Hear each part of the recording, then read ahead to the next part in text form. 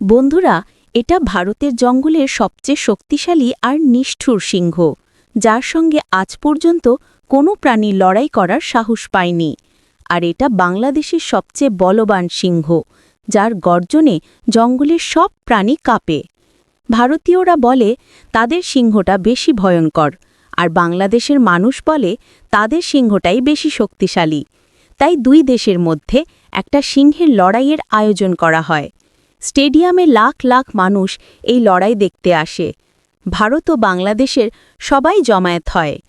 দুই সিংহ স্টেডিয়ামে সামনাসামনি হলে মনে হয় আজ কিছু বড় একটা ঘটতে যাচ্ছে, কারণ দুটোই নিজেদের জঙ্গলের বীর। লড়াই শুরু হয় আর দুটো সিংহই তাদের পুরো শক্তি দিয়ে ঝগড়া করতে থাকে। তোমরা কি মনে করো বন্ধুরা, এই দুই সিংহের মধ্যে কে জিতবে? ভারতীয় সিংহকে সাপোর্ট করো যারা, তারা লাইক ও সাবস্ক্রাইব করো, আর বাংলাদেশের সিংহকে সাপোর্ট করো যারা, তারা কমেন্ট ও সাবস্ক্রাইব করবে।